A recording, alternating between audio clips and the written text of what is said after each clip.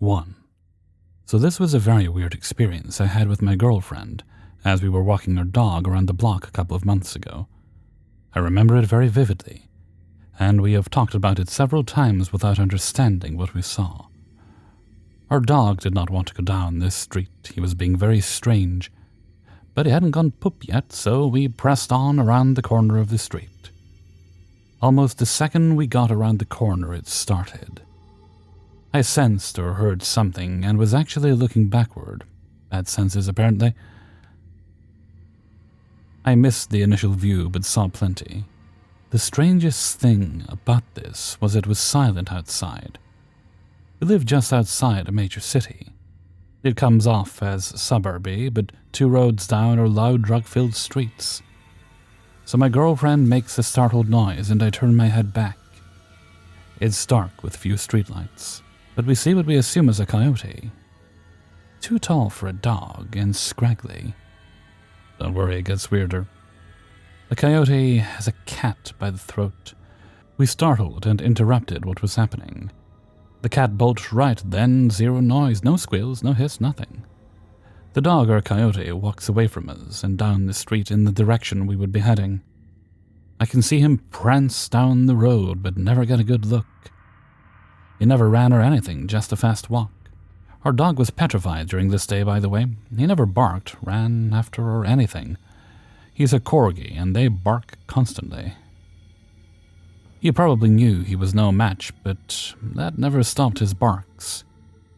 Now it gets really weird. This dog thing is walking away, not fast but enough I could catch up with the hustle. I had a gun on me and was more worried about the animals on my street than getting attacked or whatever, so I speed walked down after it. As I'm gaining on the animal, I see it's approaching a man standing off to the side of the street, so out of the light and only a shadow. Now this is where I got confused on what happened, as I'm staring into the shadows of where the man and this dog thing are.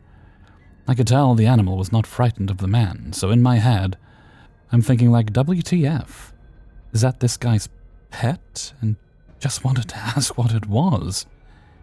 He then sees me hustling toward him, and obviously in the direction of where his pet was. But the man turns and hustles down the street away from me, and I don't really remember seeing the dog with him. But they absolutely crossed paths right there. My initial guess was, again, coyote, but potentially even being kept as a pet by this guy. Which is crazy. Yes, they went in the direction of where there is basically a homeless encampment on the side of the road with a couple of RVs. Transients do weird things, so I could see that as a possibility. I don't know, maybe he just lets his dog thing eat neighborhood cats at night. But just the silence of it all and the man purposefully avoiding me was very eerie. And something about when they both got to each other in the shadows didn't add up to me. Any guesses would be appreciated, and if you think it was just a dog, hopefully you at least enjoyed listening to this story. 2. June 9th, 2011 p.m. Me and 4 other friends arrived at the park pavilion for our high school senior graduation party, called Sober Grad Night.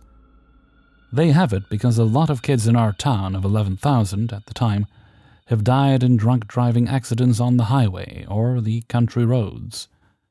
The school puts on the party, and it's full of teachers, parents, lots of food, casino-type games where you win raffle tickets, a DJ, and raffle prizes at the end, so you can't leave early if you want to win. It lasts until 4 a.m., and so at 4 a.m. me and 4 friends leave. Me and another friend live nearest to the park, so we drop one friend off. Now we're on the way to my house, but it's a few minutes off in the country. We're on this narrow road with no shoulders, no streetlights, no houses in sight, surrounded by darkness, fog, and empty fields for miles. In the headlights, on the left side of the road, we see this lady. I remember a light-colored shirt, long hair, and she was walking at a fast, hurried pace, with her arms folded in front of her. We had to pass her no matter what, because my house was past her. We were all creeped out, and I commented something like, "Is this lady on drugs?" My 3 other friends were like, WTF. It reminded me of The Ring Lady or The Grudge. So we drive past, but we slow down a bit to look at her. I remember seeing her face and was surprised it wasn't an older grown woman at all. I saw the face of a very young girl, and she seemed shorter somehow than this grown woman we thought she was.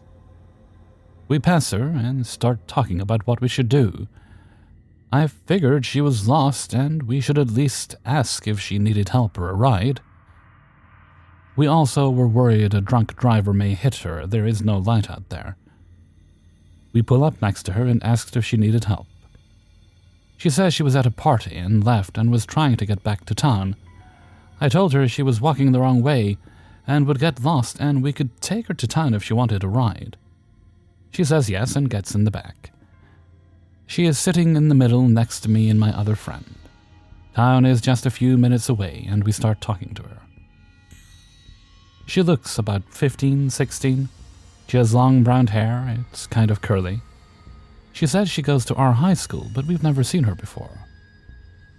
We all have older and younger brothers, sisters, cousins, and we usually know everyone or who they hang out with. We ask her whose party she was at, because we go to them or we throw them. We don't recognize the names she says. We ask who her friends are. She names 4 people we don't know either. The car light inside is on so I can see everyone. And what happens next is weird. My friend in the front passenger comments on the can of beer she's holding in her lap. I look down and she's holding a beer with both hands on her lap. It was a Budweiser. My friend asks where she got it, and she says that her friend at the party gave it to her. The beer can was from the late 80s or early 90s. The cans in our time, the label was sideways, not straight, where you can read the label if the can was on a table. My friend says he hasn't seen that since he was 8, but we kind of forget about it, and we were close to town. We arrive at the first gas station we see, across the street in an old factory that's as old as the town. It's fenced with barbed wire on top, and the gates are closed. The gas station is empty with no cars. The town is dead and silent. I get out, and the girl gets out. She walked past me, and it's like she pays no attention to the gas station or the payphone. I call out to my friends and tell them to watch her, because I didn't know what she was doing. She starts walking across the street towards the old factory. She is still about 20 feet from us, and she just disappears, and it was instant, like she teleported. I get back in the car and it's quiet. I have no idea what just happened. And my friend that's driving says, "Do any of you guys remember her face?" And I'm trying to remember, but I forgot already. And we all start yelling and freaking out. But it felt more like we saw a crazy magic trick or a prank, or we got punked like the TV show. It wasn't too scary. I still don't know what I saw, but people in high school kids have died on that road. And I remember the girl's face now. 3. This happened about 6 years ago, but I still remember everything clear as day. When my Aunt Pam passed away, she was living in a home. All of her belongings were in a storage unit. Her son, who inherited all of her belongings, picked through all the things he wanted and invited some of the close family, my mother and her sisters, to come and pick whatever we wanted. At the unit, my cousins and I banded together and found some items we were fond of. I took these little purple potions bottles, purple china set, purple bedding set with matching curtains. If my aunt and I had one thing in common, it was our love for the color purple. I fell in love with the items and was super excited to bring them home and bring them back to life by giving them a purpose. Upon returning to the house, my sisters and I rushed inside to decorate our rooms with our Aunt Pam's belongings. I set up almost an altar-esque type place on my vanity with all of the potion bottles around the china set. My vanity sat right across from my sitting area in the opposite corner of the room. Nighttime rolls around, and my sisters and I are in our separate rooms. My sister Abby is in the room right next to mine, with Maddie being right across from her. I'm sitting in my little reading nook, nose deep in a series I'd been binging. My lamp flickers twice and I lift my head to see what gives. Happens more often than not in our house. I lock eyes with a figure, a woman, a blacked-out silhouette. She looks as if she's swimming in water. Her hair is large and curly, floating around her. While I couldn't see a face, I could see it in my brain, as if she was projecting her image to me. Her eyes glowed a faint white. Her hand was outreached towards the set of china and potion bottles on my vanity. At first, she wasn't looking at me. I sat holding my breath. I stared at her, in fear, fully aware it's my aunt, but absolutely terrified at seeing her. She snaps her head towards me, and my light turns off. I scream as loud as I can for my sister, unable to move. She bursts into my room and turns the light on, asking what the hell is going on. I'm blabbering, trembling, crying, trying my best to explain while Abby is trying her best to keep it together. My screams caused my other sister to wake up as well, and she comes into the room rubbing her eyes and telling me to shut up. We're all talking over each other and discussing who I'm going to sleep with when we hear a bang in the kitchen. My parents were extremely strict on eating schedules. We weren't allowed in the kitchen after dinner, 6 p.m., and it was now 10 p.m. My parents slept in the master bedroom, which was the attic above the garage. In order for them to come down, they would have to open the very heavy door, walk down the extremely loud steps, open the obnoxiously loud screeching screen door, etc. The point is, we would have heard loud and clear if anyone came downstairs. We all froze, staring at each other. My sister's eyes widen as we all realize what's happening. We're listening closely, and it sounds like people are ransacking the cabinets, moving around the silverware, and that the pots that hung on the ceiling were banging into each other. Silence falls for a moment, and my sister Maddie, the fearless one, decided to check it out. We follow behind her in a single file down the hall. Maddie turns the corner into the kitchen, and she takes a step back, her eyes wide and scanning around. Me and my sister poke our heads around. Every drawer and cabinet are open, and the pots on the ceiling are still swinging slightly. We stand there stunned for a moment. Then we all sprint upstairs, banging on our parents' door. We explained what happened, and my mother is extremely annoyed. She pulls up the camera to the kitchen, and there it is, in all its glory. Our mother isn't one for emotions. She just got to making a pallet in her room for all of us to sleep on. Eventually, we sleep and wake up for school the next morning. My sisters seemed to feel better, but I was still very shaken. We're sitting in the living room, and I ask if Maddie wouldn't mind grabbing my brush and other items from my room. I refused to go out of fear. She said yes, as she was tying her shoes. Suddenly, we hear a noise from the back. We all go quiet to hear what it is. It's a piano. My piano in my room. I was terrified, asking if they heard it, and Abby clings to me. Maddie walks to the back to retrieve my items unfazed, as I ask her to check my piano because I knew it was unplugged. She emerges moments later with my items, and I ask about the piano. With a straight face, she tells me it was unplugged and off. Needless to say, I didn't sleep in my own room for 3 months. While rooming with my parents, my mother had me look at photos of family members. It wasn't the first time a deceased family member came to visit me. Sometimes I knew them, sometimes I didn't. My mother could also see them. It was a normal thing in our house. In the box was a photo of my Aunt Pam in her mid-20s, and I pointed to it, telling my mom it was her. My mom just nodded and said she was probably coming to say goodbye. Still did not make me feel any better, still extremely terrifying. Gives me goosebumps to this day. 4.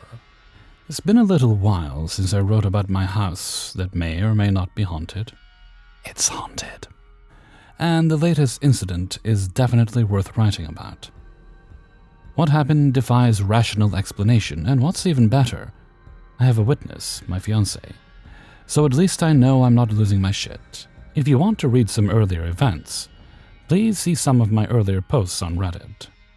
In short, my current residence was formerly a bar and clubhouse for veterans of foreign wars. This past Friday, I was preparing to go to a fancy Christmas party in a somewhat faraway city, meaning I would be gone for a few days to enjoy my time away from home. I planned on wearing the obligatory red and black flannel shirt to keep up with the Christmas theme. That morning, I put the shirt in the wash. This act was very conscious, because having this shirt was the entire purpose of running one last load of laundry. The shirt is the focus of the story. After the washer was done, my fiancé put the clothes in the dryer. When it was done, I picked through the dryer looking for my shirt. Couldn't find it in there. Looked in the washer. Maybe it got stuck in the washer. Nope. I then took each piece of clothing out of the dryer to find it. It just wasn't fucking there. It was as if it teleported to another universe. I was getting frustrated. Not yet thinking about anything paranormal, I retraced all my steps in case I just dropped it. Right as I was beginning to think my resident ghost or ghosts were screwing around with me, my fiancée came home from getting her hair done. She assured me she did not move or hide the shirt, and joined me on the search. She came up empty-handed in this effort. By this point, it was time to leave, and I really felt thrown off my mental balance. Even though it was just a shirt, I was feeling toyed with, or maybe my ghost didn't want me to leave. When we were walking out the door, I joked that when we got back, my shirt would be folded up in plain view. Fast forward to today. I opened the dryer door to fold the rest of the laundry that I left inside from the load I washed before leaving it on my trip. And to my surprise, guess what shirt was sitting right on top of the pile? It was the red and black plaid shirt in plain view. Both me and my fiancé already looked in there. What's more, when I took it out, I could tell that it had not even been washed. It was still dirty. This means it poofed out of the washer, didn't even get washed, and then somehow wound up in the dryer. This means it vanished out of the dryer, went to God knows where, and then 3 days later appeared in the same place where two different people already carefully looked. I guess this really means it disappeared twice. If someone else wasn't there to share this experience every step of the way, I would swear I was losing my goddamn mind. Nothing about this can be explained rationally. 5. Hey everyone, this is a story from when my brother and I were kids visiting the Philippines, where our parents came from Ilocos Sur, Luzon. We were elementary school age at the time, and so is that memory. The area is very country with rice fields and such. There were rarely any buildings higher than 1 story. The street the family home was on was dirt and unnamed. Our older cousins made my brother and I some slingshots. I loved that thing. It was made from the branches of some tree and elastic bands from the vulcanizing shop. After terrorizing the local animals, I got in trouble, and so I found this big discarded metal vegetable oil can for target practice. I set the oil can on top of a small table and put it in front of this bamboo clump. It made a nice, loud, metallic clunk noise, so we had a blast until some older cousins came along. They said that we probably shouldn't be shooting there because the duende lived in that bamboo clump. Being a little know-it-all city punk, I decided to ignore them. Besides, I was having fun. My little brother, of course, decided to follow my lead. Nothing happens until the following morning. My memory is also a little spotty, and you'll soon understand why. I wake up with a really bad fever. I remember profusely sweating and having a pounding headache. I felt so weak. I had a hard time moving unassisted. I couldn't even sit up. I remember my shirt being changed frequently. I was sweating so bad. I remember old women crowding into the room and praying over me. I remember candles and the Virgin Mary being lit. I remember being hit with big leaves. They might be malunggay or morning leaves. I remember being made to drink this dark reddish aromatic tea. I remember being carried to the bathroom to bathe in the same reddish aromatic tea. Then I remember one morning feeling absolutely fine. It was as if nothing happened. I don't know how long I was sick for. It may have been days. It may have been just 24 hours, one and done. I don't remember. As for my brother, he didn't get sick, but one of his eyes got severely swollen.